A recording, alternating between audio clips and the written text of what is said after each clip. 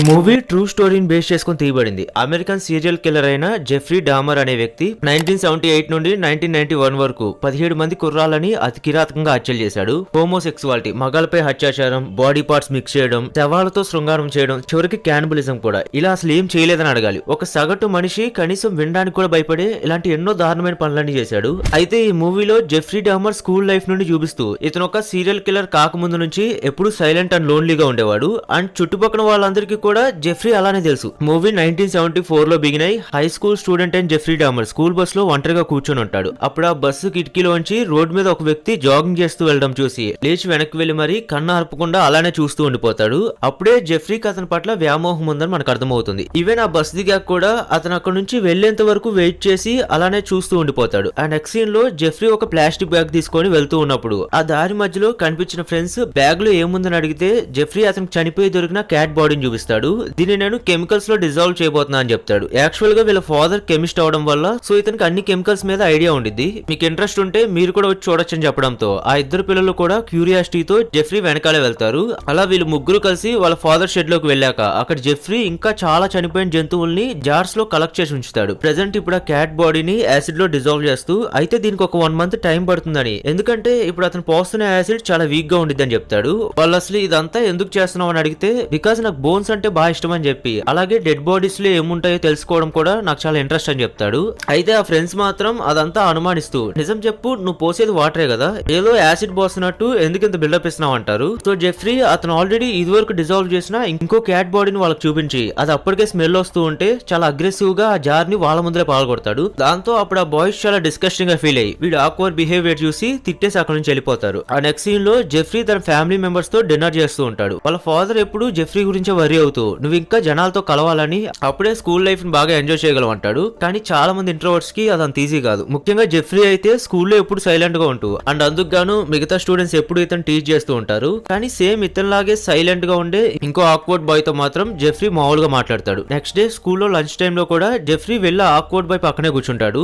ఎలాగో ఆ స్టూడెంట్ కి ఫ్రెండ్స్ ఎవరు ఉండరు కాబట్టి రేపు మన ఇద్దరం కలిసి కాన్సర్ట్ కి వెళ్దామా అని అడిగితే దానికి జెఫ్రీ కూడా వెంటనే ఒప్పుకుంటాడు. ఆ తర్వాత జెఫ్రీ బయాలజీ క్లాస్ లో ఉన్నప్పుడు అక్కడ గాజు సీసాలో పెట్టుంచిన ఒక ప్రిజర్వ్డ్ యానిమల్ చూసి బాగా అట్రాక్ట్ అవుతాడు. ఈవినింగ్ ఇంటికి వచ్చినప్పుడు దాన్ని దొంగలించాడన్న విషయం మనకు అర్థమవుతుంది. అండ్ అదే రోజు రాత్రి వాళ్ళ ఇంట్లో పేరెంట్స్ కూడా గొడవ పడుతూ ఉంటే సో జెఫ్రీ వాళ్ళ తమ్ముడికి అదేం వినిపించకూడదని చెప్పి సైలెంట్ గా బెడ్రూమ్ లోకి తీసుకెళ్లిపోతాడు. ఆ నెక్స్ట్ డే జెఫ్రీ స్కూల్ అయిపోయి ఇంటికి తిరిగి వస్తూ ఉంటే బయట అతనుకున్న ఓన్లీ ఫ్రెండ్ ని కొంతమంది బుల్లీస్ ఆట పట్టిస్తూ ఉంటారు. కానీ జెఫ్రీ వాళ్ళని ఎదిరించడానికి భయపడి సో తన ఫ్రెండ్ కి హెల్ప్ చేయకుండానే అక్కడ నుంచి వెళ్ళిపోతాడు. అదే రోజు జెఫ్రీ ఫాదర్ వర్క్ నుంచి ఎర్లీగా ఇంటికి వచ్చాక జెఫ్రీ గంటల తరబడి ఆ షెడ్ లోనే ఉండిపోతున్నాడని తెలిసి బాగా కోపడతాడు. వాడు అసలు జనాలతో కలవట్లేదని సీరియస్ అయ్యి చాలా కోపంగా ఆ షెడ్ దగ్గరికి వెళ్ళిపోయి జెఫ్రీ అప్పుడు దాకా కలెక్ట్ చేసిన ప్రిజర్వ్డ్ బాడీస్ అన్ని డస్ట్బిన్ లో పడేస్తాడు. అసలు నువ్వు ఎవరితోనూ కలవడం లేదు, దానికి బదులు ఇలాంటి పనికిమాలిన పనులన్నీ చేస్తున్నావా అని తిట్టి రేపటికల్లా ఈ షెడ్ ని కంప్లీట్ గా ధ్వంసం చేస్తున్నా అంటాడు. దాంతో జెఫ్రీ అతనుకున్న ఓన్లీ హ్యాపీనెస్ ఇది ఒకటే కాబట్టి బాధపడుతూ అక్కడి నుంచి వెళ్ళిపోతాడు. నెక్స్ట్ డే వాళ్ళ ఫాదర్ చెప్పినట్టు కొద్దిసేపు గ్రౌండ్ లో ఉండడానికి ట్రై చేస్తాడు. కానీ మళ్ళీ అతని వల్ల కాక తిరిగి వెళ్ళిపోతూ ఉన్నప్పుడు వాళ్ళ క్లాస్మేట్ ఒక స్టూడెంట్ జెఫ్రీకి డ్రగ్స్ అమ్మడానికి ట్రై చేస్తాడు.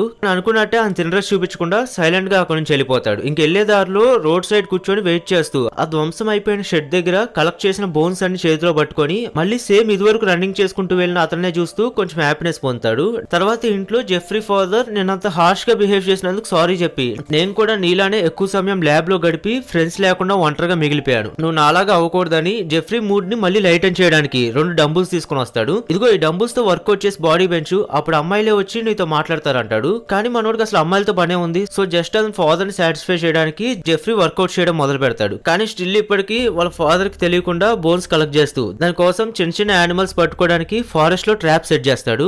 ఒక రోజు హిస్టరీ టీచర్ క్లాస్ లో అందరి ముందులా క్వశ్చన్ అడుగుతాడు. దానికి జెఫ్రీకి ఆన్సర్ తెలిసినా గానీ చెప్పడానికి కొంచెం ఇబ్బందిగా ఫీల్ అయ్యి టీచర్ మళ్ళీ ఇంకోసారి అతను అడగకుండా కావాలనే సిల్లీగా బిహేవ్ చేస్తాడు. అప్పుడు అది చూసి క్లాస్ అంతా నవ్వుతారు. దాంతో జెఫ్రీకి కొత్త ఫ్రెండ్స్ ని చేసుకోవడానికి ఇదే రైట్ టైం అనిపించి ఇంటర్వెల్ టైంలో కారిడార్ లో చాలా వియర్డ్ గా బిహేవ్ చేస్తాడు. అది చూసి అక్కడ ఉన్న వాళ్ళంతా గుమ్మికొడతారు. దాంతో జెఫ్రీ ఇంకా సిల్లీగా బిహేవ్ చేస్తూ చివరికి సీజర్స్ వచ్చినట్టు కూడా యాక్ట్ చేసి వాళ్ళందరూ నవ్వించడానికి ట్రై చేస్తాడు. అండ్ అది వర్క్ అవుతుంది కూడా. మళ్ళీ క్లాస్ బెల్ కొట్టేంత వరకు అందరూ అది చూసి ఎంజాయ్ చేస్తూ మళ్ళీ బెల్ కొట్టగానే అతను ఒంటరిగా వదిలేసి వెళ్ళిపోతారు.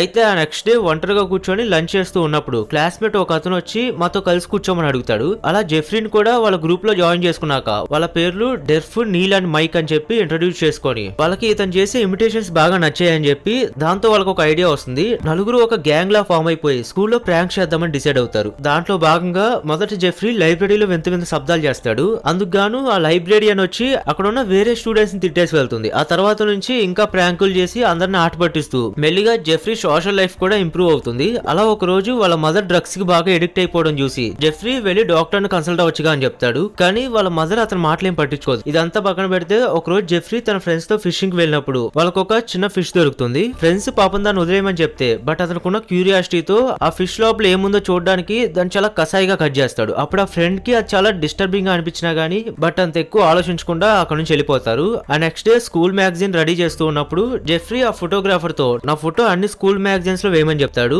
అండ్ ఆ ఐడియా తన ఫ్రెండ్స్ కి కూడా నచ్చి వాళ్ళ ప్రాంక్ ని ఎగ్జిక్యూట్ చేస్తారు. ఆఖరికి జెఫ్రీ అన్ని స్కూల్ మ్యాగజైన్స్ లో కామన్ గా పడతాడు. కానీ వాళ్ళందరికిలా మాత్రం స్మైల్ చేయలేకపోతాడు. ఆ మరుసటి రోజు జెఫ్రీ మళ్ళీ ఆ జాగింగ్ చేసే వ్యక్తిని సీక్రెట్ గా అబ్జర్వ్ చేస్తూ మెల్లిగా ఇంకొక హ్యాబిట్ లా మారిపోయి సీక్రెట్ గా అతని మీద ఒబ్సెషన్ పెంచుకుంటాడు. ఒక రోజు జెఫ్రీ వాళ్ళ స్కూల్ ఫ్రెండ్స్ తో బయట హ్యాంగ్ అవుట్ అవుతూ ఉన్నప్పుడు సేమ్ అదే జాగింగ్ చేసే వ్యక్తిని వీళ్ళ ఫ్రెండ్ మైక్ పలకరిస్తాడు. అప్పుడు ఆ వ్యక్తి ఎవరో కాదు, మైక్స్ ఫ్యామిలీ డాక్టర్ అని రివీల్ అవుతుంది. అండ్ అతని పేరు డాక్టర్ మాథ్యూ. ఆబ్వియస్లీ ఆ డాక్టర్ ని చూడగానే జెఫ్రీ ఒక పక్క నర్వస్ అయిపోతూ ఉంటే ఆ ఇద్దరు ఫ్రెండ్స్ అది నోటీస్ చేయరు. తిరిగి ఇంటికి వచ్చాక పేరెంట్స్ మళ్ళీ గొడవ పడుతూ ఉండడం చూసి జెఫ్రీకి చిరాకు వచ్చేస్తూ ఉంటుంది. తర్వాత అతని ఫాదర్ డ్రింక్ చేశాక బాటిల్ అక్కడ పెట్టేసి మర్చిపోవడంతో అప్పుడే జెఫ్రీ మొదటిసారి వాళ్ళ ఫాదర్ కి తెలియకుండా డ్రింకింగ్ చేయడం మొదలు పెడతాడు. ఆ నెక్స్ట్ డే స్కూల్లో జెఫ్రీ తన ఫ్రెండ్స్ తో ఉండగా ఇదివరకు డ్రగ్స్ అమ్మడానికి చూసిన స్టూడెంట్ వీళ్ళ దగ్గరకు వచ్చి వాళ్ళ ఫాదర్ ఇచ్చిన పాకెట్ నైఫ్ ని చూపించి దాంతో అతని చైన్ కట్ చేసుకొని వచ్చిన రక్తాన్ని జలగలా పీలుస్తాడు. అండ్ అది చూసి మిగతా ఫ్రెండ్స్ డిస్గస్టింగ్ గా ఫీల్ అయినా గానీ జెఫ్రీకి మాత్రం అది ఇంట్రెస్టింగ్ గా అనిపించి అలానే చూస్తూ ఉంటాడు.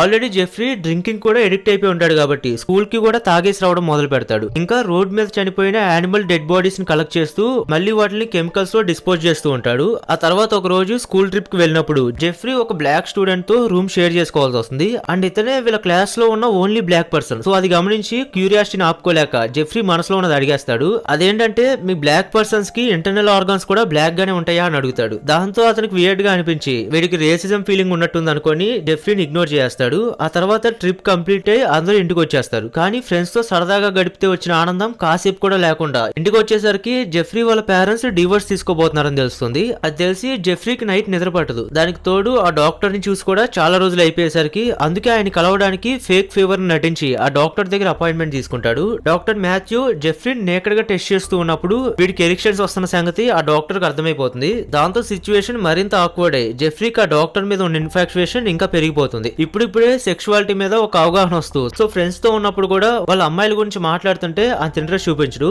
ఆ తర్వాత స్కూల్లో కూడా కంటిన్యూస్ గా డ్రింక్ చేస్తూ ఉంటే ఫ్రెండ్స్ అది గమనించినా గానీ జెఫ్రీని మార్చలేకపోతారు. ఒక పక్క అతని పేరెంట్స్ డైవర్స్, ఇంకో పక్క ఆ డాక్టర్ మీద ఉన్న ఇన్ఫాక్చుయేషన్. ఈ రెండింటికి మధ్య సతమతం అయిపోతూ అతని రూమ్ డోర్ లాక్ చేసుకొని ఆ డాక్టర్ డెడ్ బాడీని టైట్ గా హగ్ చేసుకొని పడుకుంటాడు. కానీ లక్కీగా అది అతని ఇమాజినేషన్ మాత్రమే. ఇంకో రోజు జెఫ్రీ ఫ్రెండ్స్ ముగ్గురు ఒక పార్టీలో ఉన్నప్పుడు మిగతా క్లాస్మేట్స్ కొంతమంది జెఫ్రీ గారు మళ్ళీ ఒంటరిగా ఉంటూ మీతో కలవడం మానేసినట్టున్నాడుగా అని చెప్పి దెప్పొడుస్తారు. దాంతో వీళ్ళకి చాలా అవమానంగా అనిపిస్తుంది. యాక్చువల్ గా జెఫ్రీ వల్లే వీళ్ళని కూడా అందరూ గుర్తిస్తున్నారు కాబట్టి అలాంటిది ఇప్పుడు జెఫ్రీ లేకపోతే వీళ్ళని ఎవరు పట్టించుకోరని అర్థమై అలాంటిదేం లేదు వాడికి మేము ఎంత చెప్తే అంతని కావాలంటే ఈ వీకెండ్ మీరే చూస్తారు కదా అని ఛాలెంజ్ చేస్తారు. సేమ్ ఇదివరకు లాగే మళ్ళీ జెఫ్రీ చేత ఫేక్ సీజర్స్ ని పర్ఫామ్ చేద్దాం అనుకుంటారు. కానీ నీల్ కి అది నచ్చదు. మన స్వార్థం కోసం జెఫ్రీని అలా జూలో యానిమల్ లాగా ట్రీట్ చేయడం కరెక్ట్ కాదని చెప్పినా గానీ డెర్ఫ్ మాత్రం ఏం కాదులే అని చెప్పి జెఫ్రీకి కొంత మనీ ఇచ్చి ఈ వీకెండ్ మనం బయటకు వెళ్దాం రెడీగా ఉండమని చెప్తాడు. అని చెప్పినట్టే వీకెండ్ కార్ లో జెఫ్రీ డ్రింక్ చేస్తూ తన ఫ్రెండ్స్ తో కలిసి ఒక మాల్ కి వెళ్ళాక అక్కడ వాళ్ళు చెప్పినట్టే ఆక్వర్డ్ గా బిహేవ్ చేయడం మొదలు పెడతాడు.